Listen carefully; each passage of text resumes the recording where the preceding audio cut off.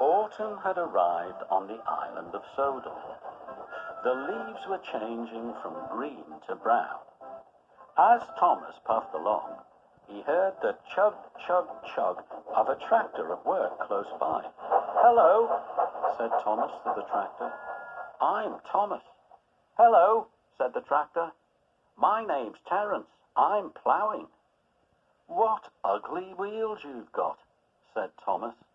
"They're not ugly. They're called caterpillars," said Terence. "I can go anywhere. I don't need rails." "I don't want to go just anywhere. I like my rails, thank you very much."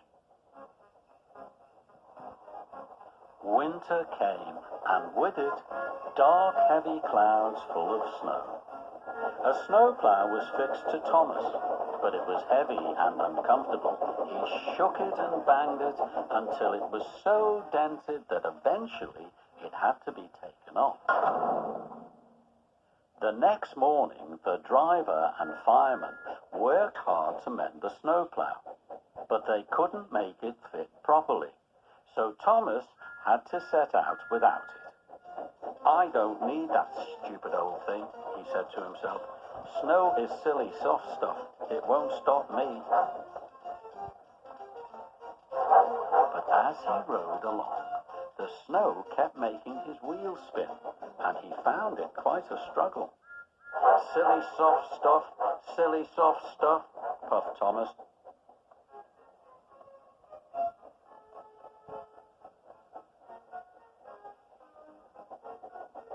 "Stupid old snow," said Thomas, and he rushed into a tunnel.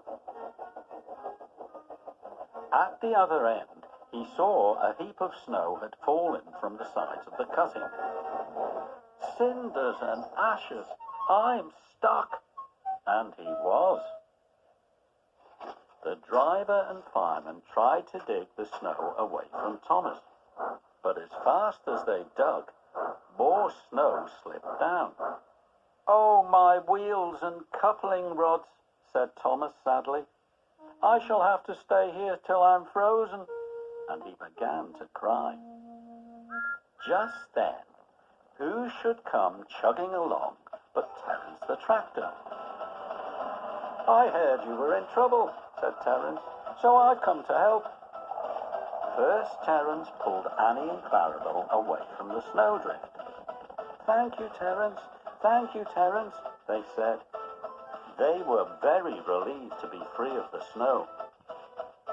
Next, Terence came back for Thomas. He pulled and pulled, and eventually, with the most enormous effort, he dragged Thomas clear of the snow and into the tunnel.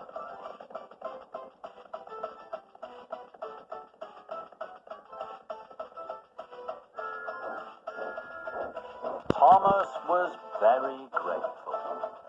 "Thank you, Terence," he said. "I think your caterpillars are splendid. I'm sorry I was so rude to you before." Terence returned to his farm, while Thomas puffed tiredly back to the end.